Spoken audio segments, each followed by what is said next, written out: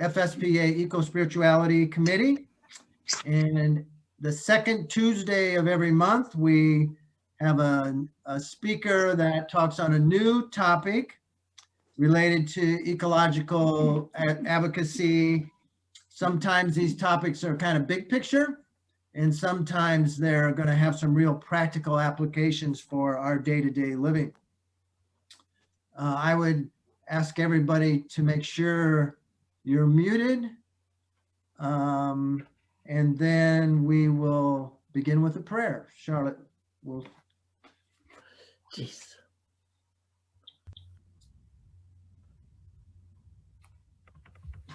A prayer for our earth. All powerful God, you are present in the whole universe and in the smallest of your creatures. You embrace with your tenderness all that exists. Pour out upon us the power of your love, that we may protect life and beauty. Fill us with peace, that we may live as brothers and sisters, harming no one.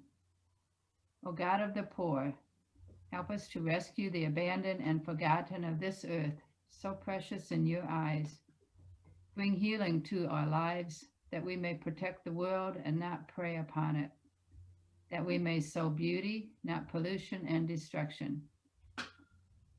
Touch the hearts of those who look only for gain at the expense of the poor and the earth. Teach us to discover the worth of each thing, to be filled with awe and contemplation, to recognize that we are profoundly united with every creature as we journey towards your infinite light. We thank you for being with us each day. Encourage us, we pray, in our struggle for justice, love, and peace. Amen. Amen. Amen. All right. Thank you, Charlotte. Before I begin the introduction, just how we're going to do it today is we're going to have a question and answer period after Ron speaks. And so we would ask you to put your questions in chat. As a question comes up, just type it right in. And then Beth and Rose will go through the questions and ask the questions after Ron's presentation. So it's my great pleasure to introduce Ron Rosmann, our guest speaker today. Ron and his wife Maria are organic farmers in Shelby County, which is in western Iowa, about an hour from Omaha. They stopped using chemicals on their farm in 1983 and were certified organic in 1994, probably one of the earliest certified organic farms in Iowa. Since that time, they've had two sons join their operation. Daniel and David and their spouses have joined the operation. They have another son, Mark, who's actually serving in India now with the U.S. Diplomatic Corps. They run a cow-calf, farrow to finish hog operation and egg laying operation. They also have at least 15 different crops they plant annually. Maria actually has a little store on the farm, and Daniel and Ellen have a local food procurement operation where they sell to restaurants and individuals in Harlan, Iowa. And also they have a farm-to-table restaurant in Harlan, Iowa. So if you ever get to the Harlan area, I'd encourage you to visit both the store and the restaurant. And I should also mention, many of you may recognize Ellen's name, as she is the sister of FSPA's sister Julia Walsh. So the Rosmanns have a close connection with the Franciscans. Ron helped found Practical Farmers of Iowa, and he served on many boards, including the National Catholic Rural Life. And in 2020, Ron and Maria were honored as the Iowa Master Farmers. Ron has a great story to share with us today. So welcome, Ron, and take it away. Well, thank you, Tim and Charlotte, for that gracious but lengthy introduction. I think we will start immediately with our slide presentation. I am very happy to be here today, and I just wanted to recognize that my wife Maria is on the call, and also Maria's sister Jan Masteller decided to join us, so we're happy to have them both here. I'm going to talk about a number of different things today.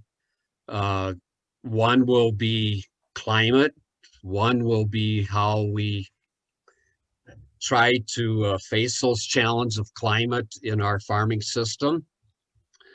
Another will be, at the start especially, some of the more spiritual and religious aspects of my thinking. And then after that, we will get into what we do on our farm, and then how we address these big issues of what we eat, where we buy our food, and and what the future holds. So Beth, you can go ahead and move to the next slide. I won't say much about our farm because Tim already did that. So we're very diversified, as you can see, and kind of old school in the sense that we have cows and pigs and chickens and corn and beans and small grains like oats and wheat and barley. And now we have a new crop called hybrid rye. So very traditional in that sense. And very family oriented, as you can see. We have at present 4 grandchildren, and we'll soon have a 5th here in May. David and Becky are expecting their 3rd. And I want to recognize Becky as well. She is a clinical psychologist at Creighton University.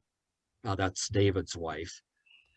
So we've been very, very blessed with great children and great grandchildren. They are lots of fun.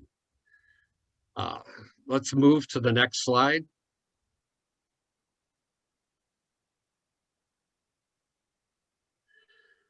Well, what is the core of my belief?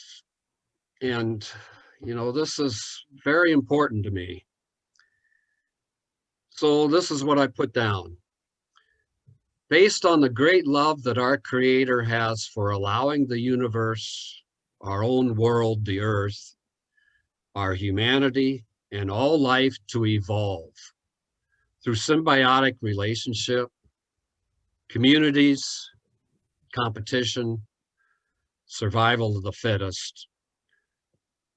And I'll just stop here and say that I feel very fortunate to have gotten a science degree from Iowa State University back in 1973. I studied farm operations for 2.5 years. Then I didn't think I was going to come back to the farm.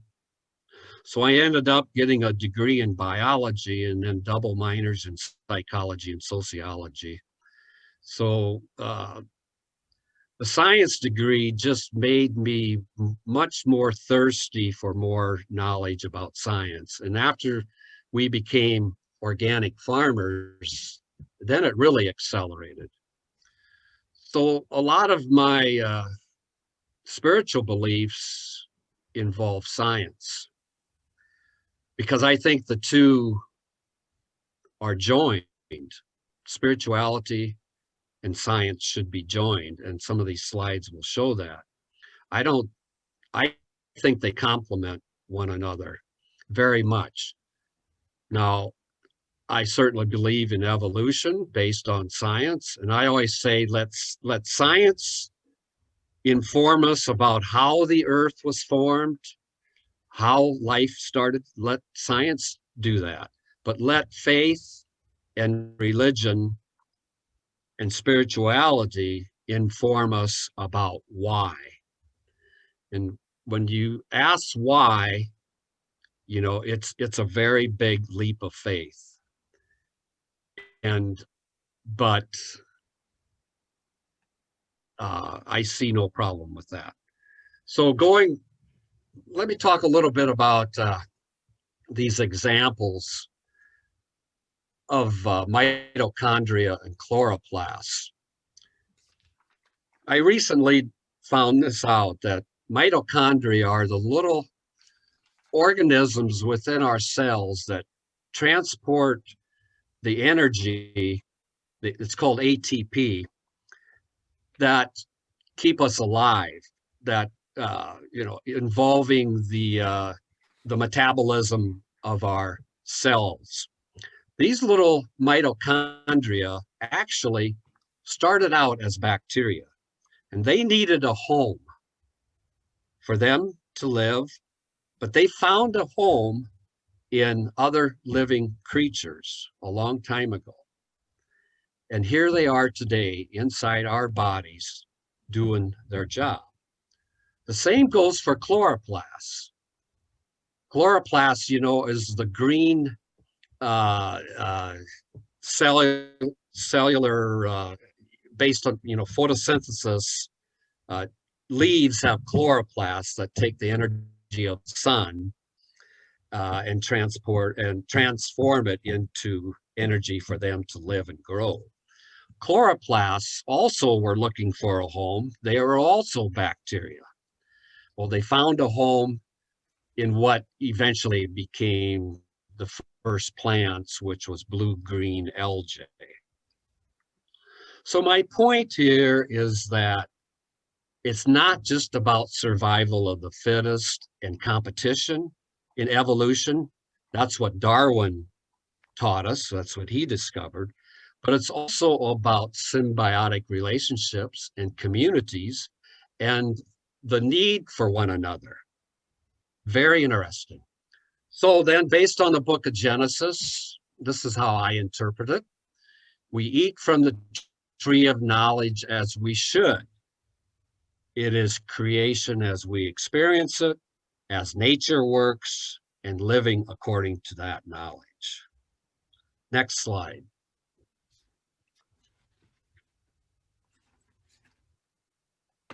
There's a little lag between slides here. Okay, this is a kind of a favorite quote of mine from Albert Einstein, who said, science without religion is lame, but religion without science is blind. So let's just, a lot to think about there. Now, Albert Einstein supposedly was an atheist, and I am certainly not an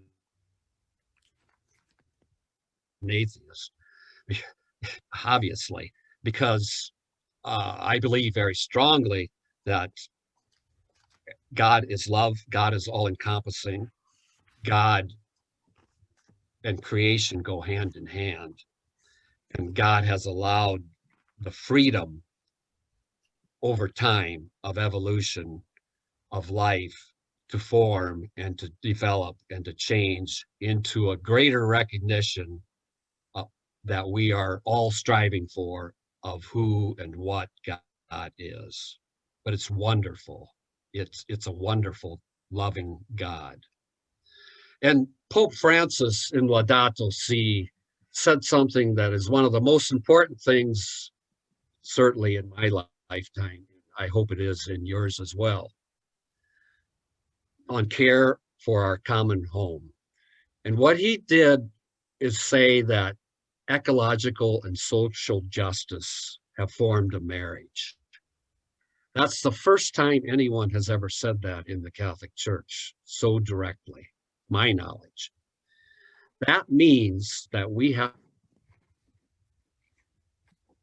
to take care of God's creation, but we also have to take care of God's people. You can't have one without the other. And that kind of goes against what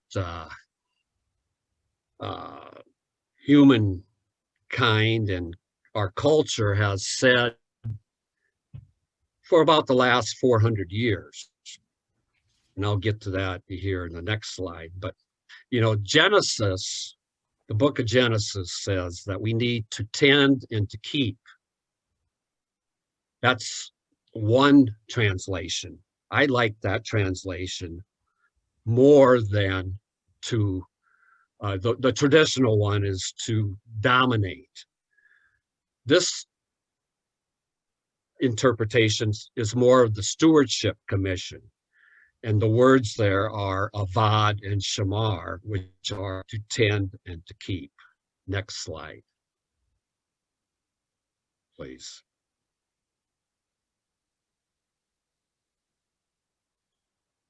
So where have we gone wrong in the modern age, and what can we do about it? Well, some of the roots of this go back to such people as Descartes and Sir Francis Bacon, who developed scientific reason, which was great because that freed the earth from, freed people from not understanding how the earth works. It allowed us to become masters of the earth in a sense. But the bad part is that it divorced us from the idea of a mother earth or a sacred communion with nature and the land. You know, it moved us into technology and science, but away from what the reality of stewardship of creation means. It means that we've become we live on an extractive economy where we take from the earth everything we need. And one of the things we have done the most is to live off of the old calories, which are all the carbon that the earth has produced since it began 4 billion years ago. You know, until the last drop of fossil fuel could run out. I mean, unless we do something different, which we are. And then I want to say that healthy soil is the foundation of all of this life. Kind of interesting, the word humus and human means to me, we are only temporarily not soil, because from dust to dust we will return. Okay, next slide.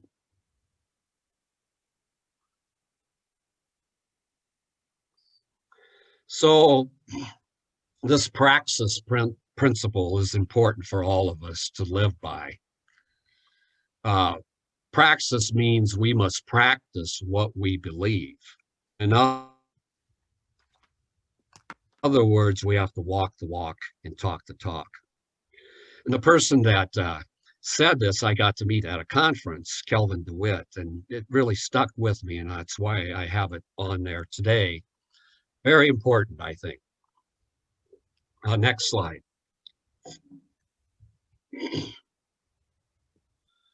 And of course, Pope Francis has elaborated very well in Laudato Si what these actions items should be for us. And I won't dwell on these. You can see what they are.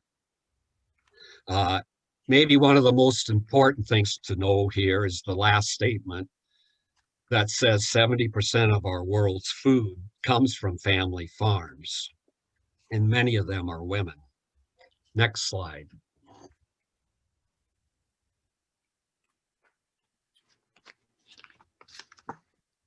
I put this up because it's the science part that I want to just briefly say. If you understand photosynthesis and respiration, you'll understand climate change. Because photosynthesis takes the energy from the sunlight in the presence of oxygen and forms all the sugars and compounds we need for life, whether we're plants, animals, etc., humans. And respiration is the burning of that, of those calories, whether it's in us or whether it's in burning of fossil fuels. It doesn't matter. It's all works the same. Carbon dioxide is a byproduct of respiration, whether it's by plants or humans, or the fossil fuels we burn. It all gives off carbon dioxide. The problem is we have too much carbon dioxide. And when that happens, it is trapped as heat by the Earth's atmosphere. That's the principle of climate change. It's all you really need to know to understand it. Next slide. What I find so sad is that people don't seem to, where did we go wrong with the teaching of science? Weren't we paying attention in middle school when we learned about photosynthesis and respiration? Evidently not. If we understood that, we would understand what is happening and why it's happening. The worst CO2 comes from transportation and industrial use, meaning an electrical generation. Those are the two biggest ones are fossil fuels and electrical generation. After that, industrial, agriculture is down there at 9%, but it's really higher than that. Now, the greenhouse gases that are causing the Earth to heat up more is primarily carbon dioxide, but there's two other important ones, methane and nitrous oxide. I'll talk a little bit about Running out of time, Guy. more about that, but let's go ahead and next slide.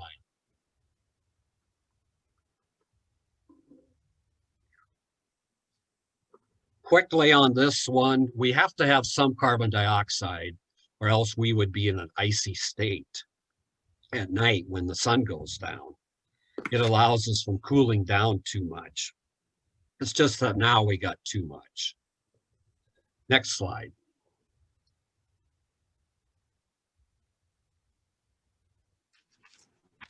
Well, we all know our weather is changing. That we can agree on. So many of us don't agree that it's caused by humans, but at least I think we all agree that our weather is changing.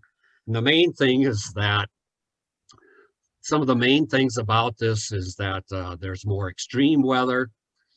It's warmer and wetter overall, at least it has been here as well.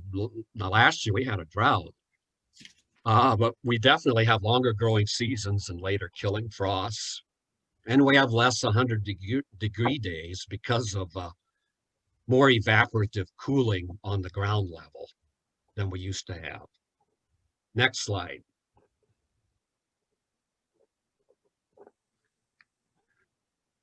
These are some of the principles that we live by in our farming operation. Won't dwell on them because the next slides will kind of speak for themselves.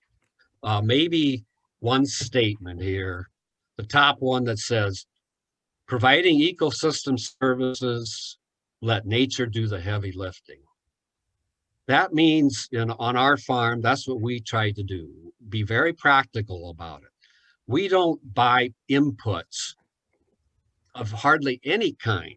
We let nature do the heavy lifting, meaning if you have good crop rotations, if you have diversity, if you improve your soil quality, if you don't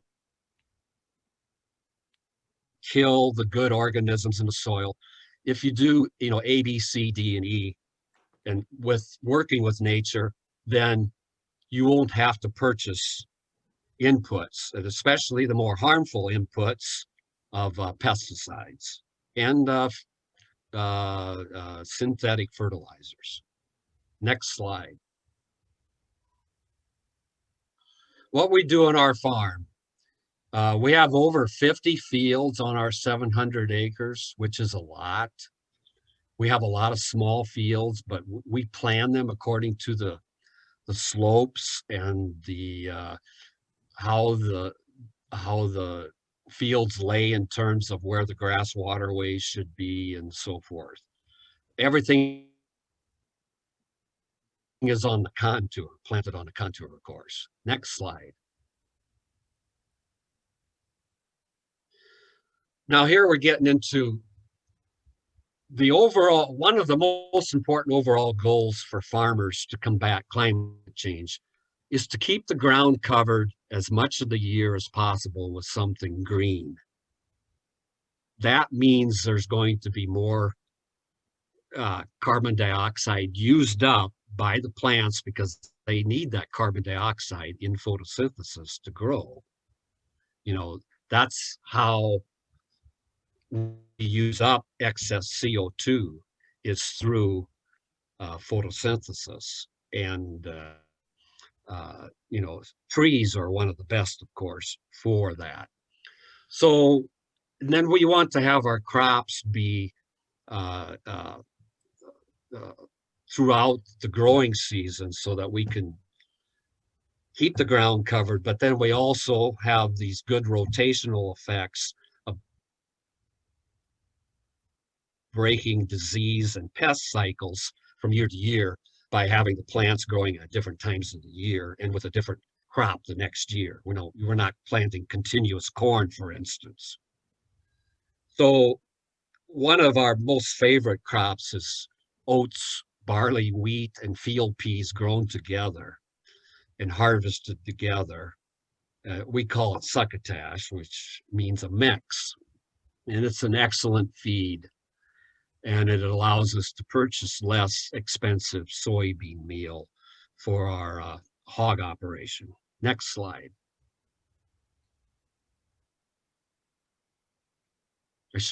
Next slide, please, is what I should be saying. Well, then we have our late spring annuals, which are corn and soy. And we do something different. It's called ridge till, meaning we plant no-till into the ridge made the previous year by the cultivator throwing the soil up around the plant. It's kind of like a form of raised bed gardening.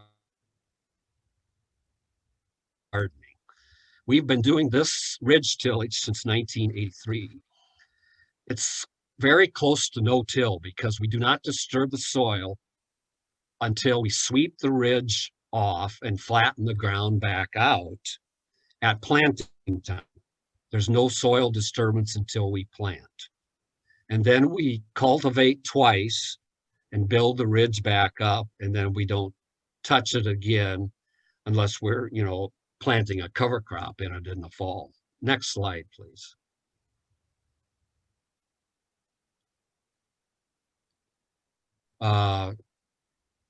We control weeds without pesticides, and we reduce tillage, like I just said. There you can see these ridges. And one of the new, you know, there's a lot of, oh, no, I can't think of the right word, immunity being built up to pesticides. Resistance is what I'm trying to say, of weeds to pesticides, so that herbicides are no longer working as well as they did. And so many of the older pesticides are coming back, which are much more harmful. And one of the new technologies that's coming out to deal with weeds is to harvest the weed seed with your combine and have it destroyed that way, ground up. That could be a very good technology. And robotics down the road, where you wouldn't have to have any pesticides if you had robots getting rid of unwanted weeds. And they could work on small farms because the robots would have to be small.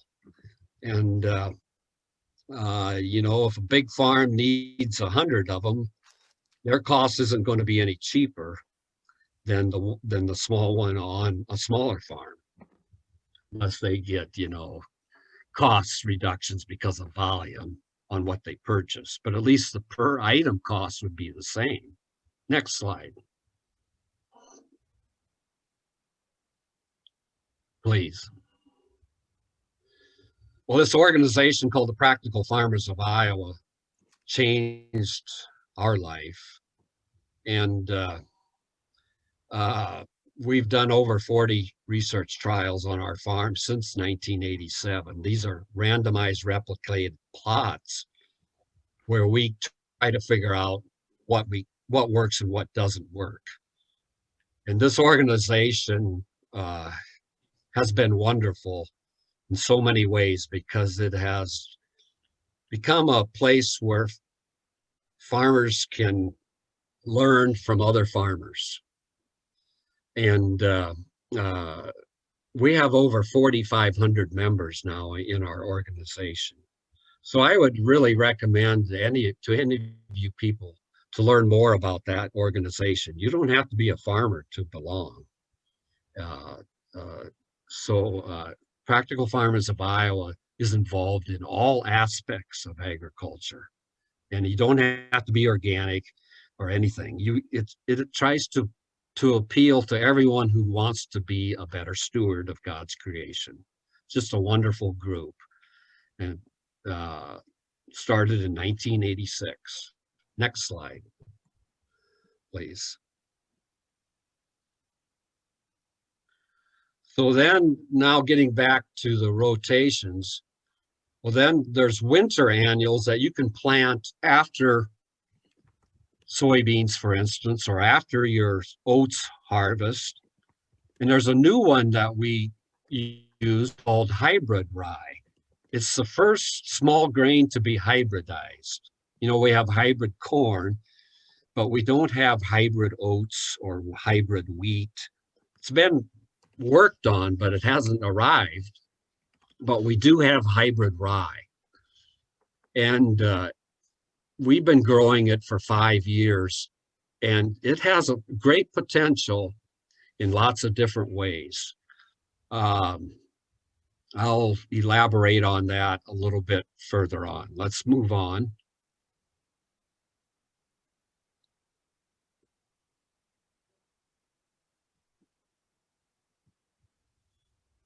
Then maybe this is all kind of confusing. Let's say you planted oats in April 1st, or you have that rye from growing throughout the winter because it's a winter annual. It doesn't die in the winter. It starts growing really fast in the early spring. And you've combined and harvested that rye or oats in July.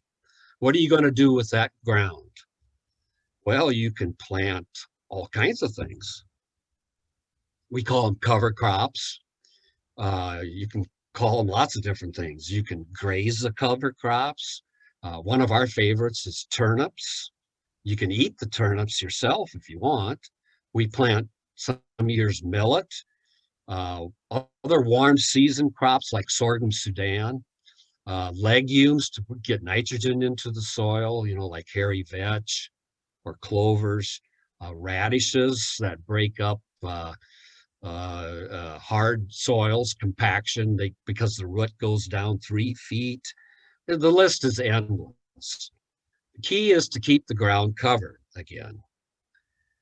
But some years we can get 3 crops out of our first, let's say, rye, and then we do turnips, and then we'll plant vetch and oats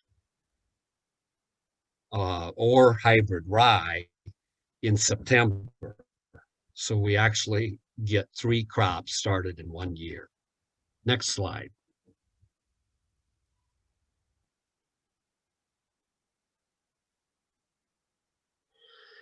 Here's one of the things that makes our whole farming operation work. That's David there. We compost about 1,000 tons of cattle and hog manure annually. We've been doing this since 1983 as well. We have purchased, a key here is that we've purchased no nitrogen since 1982. We get all our nitrogen from compost and legumes and crop rotations.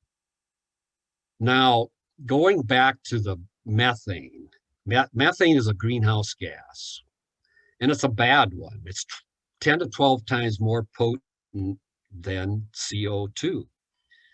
Now, this is a big if. If all our hog confinements in the state of Iowa and around the country got away from liquid manure and went to composting and the use of straw, which the straw would come from the oats and the rye and the barley and so forth, we would eliminate the methane problem coming out of agriculture.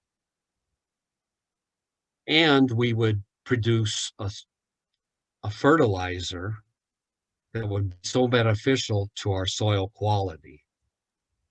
And we wouldn't have runoff of liquid manure into our water. There would just be cumulative benefits. It is one of the things that I think, some of us are pushing for within certain organizations like Practical Farmers of Iowa and others, but we have to convince the confinement industry that it would be a far better system. And it would allow us to have a third crop in Iowa, in the Midwest, other than corn and soybeans. Think about the diversity aspects. Next slide.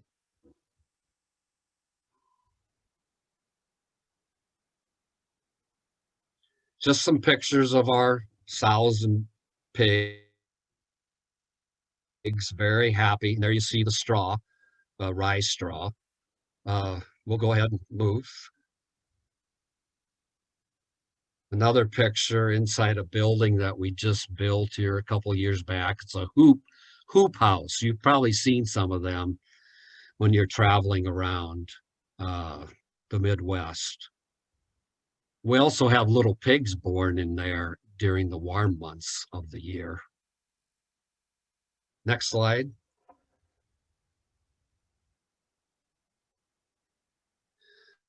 This is one of my favorites. We try to emphasize on our field borders, on our terraces, on our headlands along a conventional neighbor or any headland where we turn around on. We plant trees and shrubs and pollinators and prairie species. And some of these trees here are now 35 to 40 feet tall. And they provide so much good in terms of wind protection, wildlife habitat, pollinators, and so forth. So the challenge here and the goal is to keep planting more and more trees and shrubs. Next slide.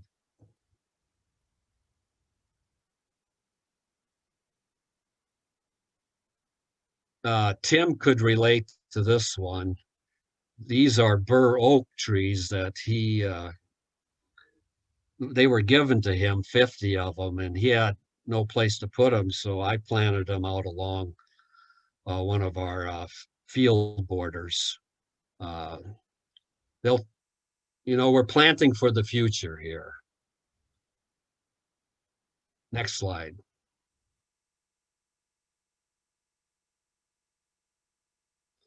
Well, these are some of our shrubs that we grow on our terraces. And some of those down the line there are hazelnuts. Next slide. Ron, we have about 5 minutes. For the presentation? Yes, and then we'll do Okay, Q&A. thank you. Okay. We can keep moving. Here's some pollinator shrubs. These are black cherry trees and white spruce and white pine and prairie grass species along a headland. Next slide. There's just a picture of our red Angus cows and calves. Next slide. please. Let's this one.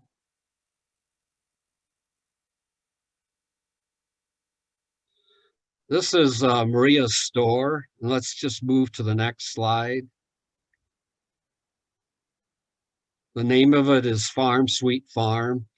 And we started it in 2013, I think. Next slide. There's Maria in the store. Of course, we have 4 labels for our own products: our beef and pork and popcorn and eggs. Maria has been selling beef and pork since 1998, I think, and from our farm. And it started first. Well, it's a long story, but it started with selling out of the back of our pickup in Des Moines, and then it moved to supplying grocery stores in Ames and Des Moines primarily, and now it's moved to where we just sell a great deal right out of our own store on the farm. In other words, we wanted to bring the food closer to home, to have more of a local food economy. And she carries a great number of other products in the store, as you can see. Next slide.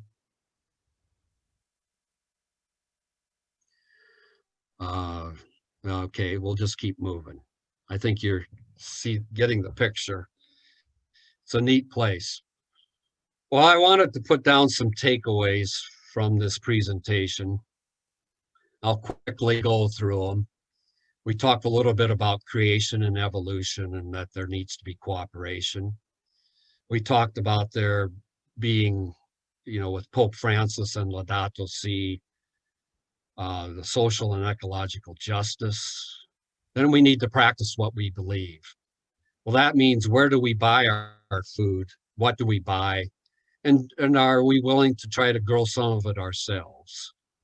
And these are really important points, because it's so easy to just go to the grocery store and buy that prepared food item that's usually been processed so much that there's a lot of empty calories in it, with a lot of sugars and a lot of fats.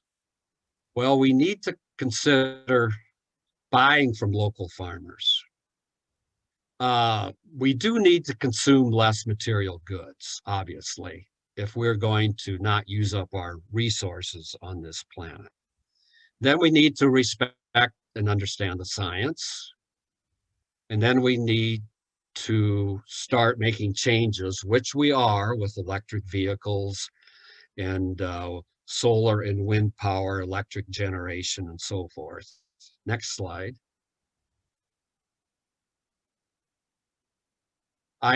Farming takeaways.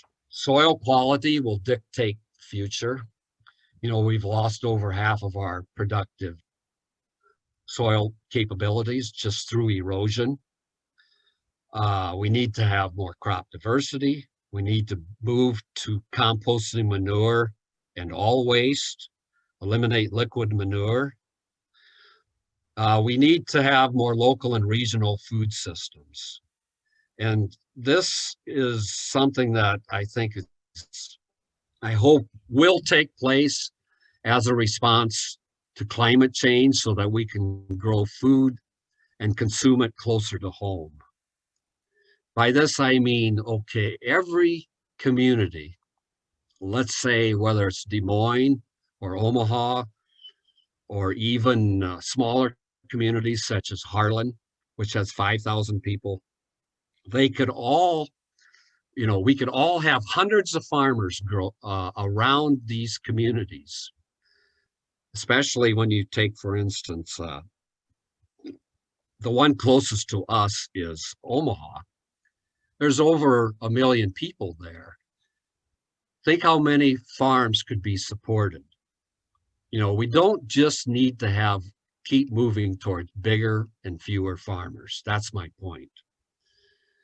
And I always like to say we need more farmers, not less, around the world. We should be very much against that assumption that technology will keep replacing farmers. I don't agree with that one bit. Then, you know, if I was to predict the future, it depends on whether you're half full or your glass is half full or half empty. On my less than half full days, I'm afraid we're going to have less food and water because of reaching the tipping points of climate change where we cannot go back because we've gone too far in terms of rise of the oceans and changing of our weather to such an extent that it is going to affect what we can grow and where we can grow it and how much water we have. And that's going to cause a great deal of suffering, rebellion, and immigration of people living in low-lying countries that will want to come here to America. And what are we going to do? Are we going to find a place for them, or are we going to say, no, you can't come? So there's lots to think about, lots to unpack. And, you know, this probably could go on for hours, this discussion. But these are the kind of discussions we're going to have everywhere, all over the world, if we are to have a future that God wants us to have. It's that simple. Thank you very much. Thank you, Ron. We have a few questions in our chat box. We'll start with the first one. Would all of the excess carbon cause more growth of plants? Yes, excess carbon will cause more growth of corn and any plant, for instance. And that is seen as a plus by some, but also at the expense of food quality and nutrition is one of the drawbacks to that. But again, it's more complicated than that. That could be a small plus, but it's not going to fully address the issue. I don't think. Another question is, how do your crop yields compare to conventional farming? I forgot to say that. We have been at or above the county average on corn and soybeans since 1983.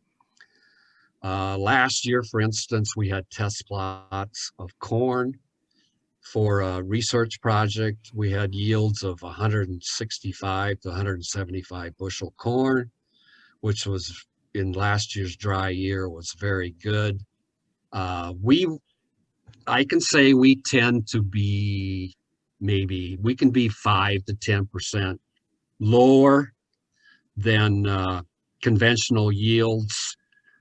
But let's be honest, we waste half of our food. In other words, around the planet. In other words, using that argument to say that you can't grow enough organic food to feed the world is hogwash. We waste our food, we don't store it right, and we could be changing what we grow.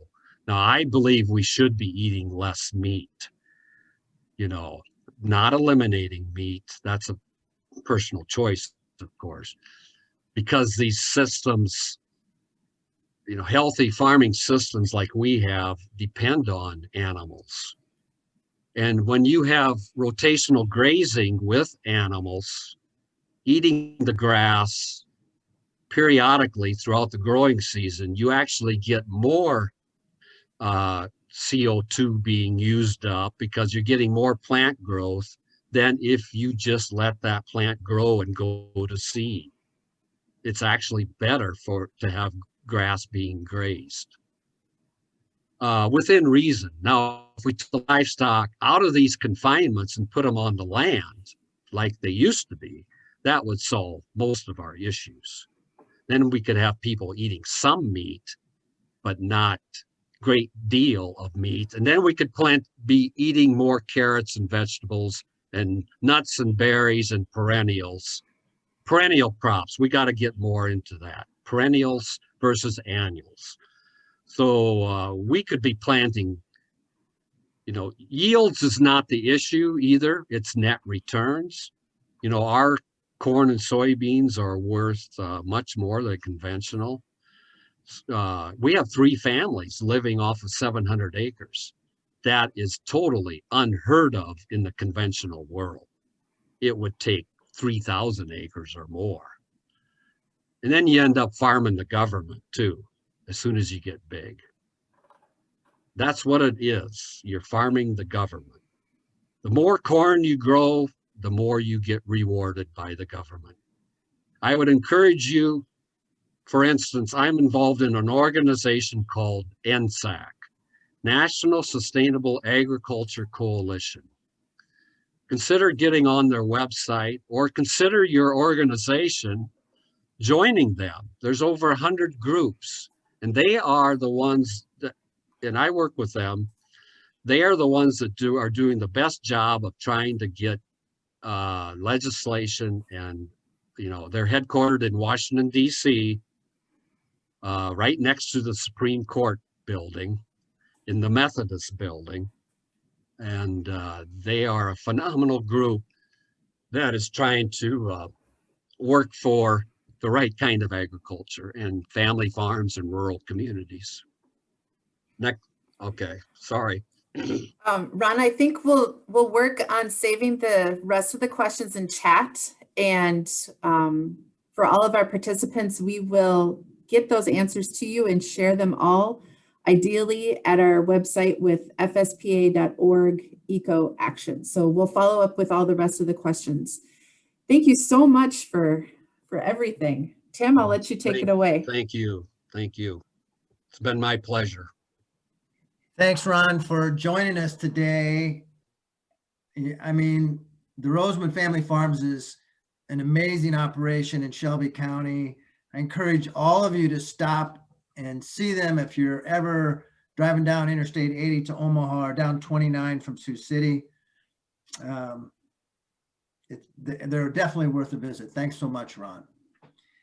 Thank you so much. I'd like to put a little plug in for next month's Lunch and Learn. Our guest speaker next month is going to be Jack Phillips, and he's the principal behind the Naturalist School, which is in Omaha, Nebraska, and works in western Iowa and eastern Nebraska. And I encourage you to Google the Naturalist School and just look up and see all the amazing things that Jack is doing there. When you do that, you'll get the words ecology and creativity, and that's really what it's about. I'm just going to real briefly quote one line from his mission statement. It says, "The Naturalist School teaches people to become better naturalists, nature writers, feral poets, wild philosophers, ecological activists, and enlightened planners, and through consilience of ecology and creativity." You're in for a treat if you can come back and join us next month. And I encourage you to invite your friends and communities to join us next month on the second Tuesday at noon in Central Standard Time. And with that, we'd like to close with a prayer. Thank you all for joining us today. And Sandra, would you close for us with a prayer? Thank you. Prophets of a future, not our own. It helps now and then to step back and take a long view. The kingdom is not only beyond our efforts, it is even beyond our vision. We accomplish in our lifetime only a tiny fraction of the magnificent enterprise that is God's work. Nothing we do is complete which is a way of saying that the kingdom always lies beyond us. No statement says all that could be said. No prayer fully expresses our faith. No confession brings perfection. No pastoral visit brings wholeness. No program accomplishes the church's mission. No set of goals and objectives includes everything. This is what we are about. We plant seeds that one day will grow. We water seeds already planted, knowing that they hold the future promise. We lay foundations that will need. We provide yeast that produces far beyond our capabilities. We cannot do everything, and there is a sense of liberation in realizing this enables us to do something and to do it very well. It may be incomplete, but it is a beginning, a step along the way, an opportunity for the Lord's grace to enter and do the rest. We may never see the end results, but that is the difference between the master builder and the worker. We are workers, not master builders. Ministers, not messiahs. We are prophets of a future not our own. Amen. And also, again, thanks, Ron, for your insightful presentation and all for joining us in our Lunch and Learn series.